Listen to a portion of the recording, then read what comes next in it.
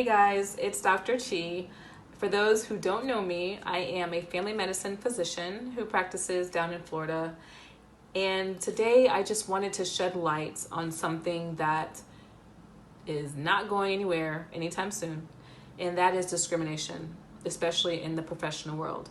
For me, I am a young black female in a white male dominated field, and on the daily, I have my challenges that I have to face every day. And I just wanted to shed light on my perspective, a little bit of what I deal with and how others can overcome their issues and what they have to deal with on a daily basis. I've learned over time that every day I will be faced with some sort of discrimination or racial bias, and I have to get through with it.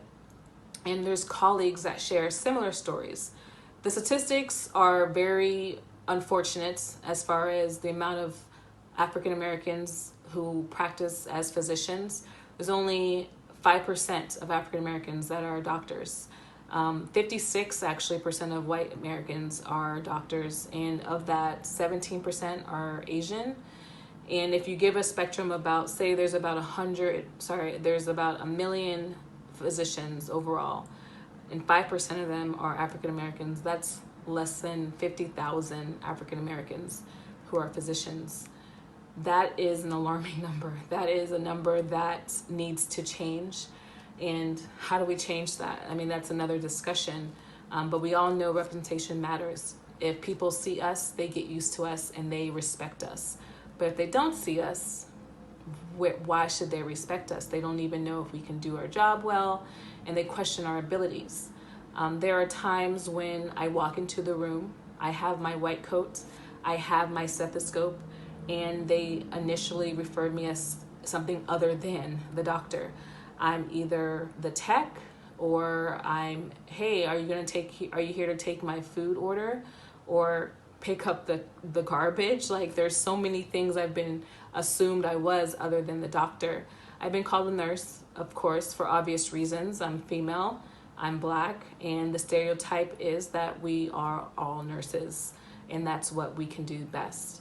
We're never assumed to have that hierarchy of being a physician. And that's something I have to deal with almost on a daily basis. I've been called different names outside of doctor. I had a patient, he was older, and he actually compared me to what he says his Negro friend that he had. And sometimes I was taking offense to this. It really, beat me down every time I would come into contact with this type of discrimination or bias. But then I realized that it's not going anywhere, and I have to build a backbone and to correct them firmly. When it came to that older gentleman who compared me to one of his black friends in a word we don't ever use anymore, I had to understand his generation, where he came from, and I corrected him assertively. And there has to be a line that is drawn because I'm a physician, I have to be able to draw that line of respect and to understand that patient is someone I'm still caring for, and to still treat them how they are supposed to be treated, because they are human and they deserve equal treatment. So yes, I am your doctor. No, I am not your nurse. No, I am not the tech. No, I'm not here to take your food service. And yes, I am strong, and I will make the right decision for you as a patient, regardless of the color of my skin or the gender that I am.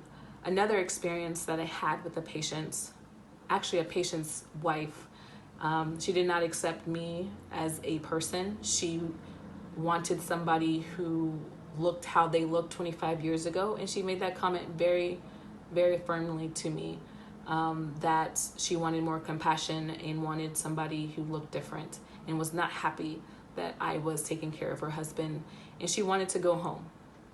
And how do I deal with that?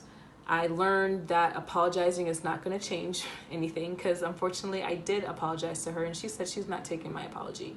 But what was I apologizing for? For being myself? for being educated and just so happen to be a Black African American. I have to learn to take ownership in my skin, in what I do, and also be confident in my decision making, and not feel sorry for anybody who doesn't accept that either way. So I'm saying this because I feel like I'm not alone. I know others who have experienced the same type of discrimination, and it has hurt them. And we have to understand that, again, it's not going anywhere. There's still cases of racial issues going on every single day. Black people are still dying. Black people are still suffering from our white counterparts and other ethnic groups who don't accept us for who we are. And how do we take a stand? What are we going to do to make sure that doesn't happen to us? We have to be strong and strong together, and not isolate ourselves as a group and point fingers as a group, but hold together and hold tightly together to make change together. I hope this video helped anybody, and I also want to encourage and welcome any questions from me or any advice for me. More than welcome to that. Have a good one.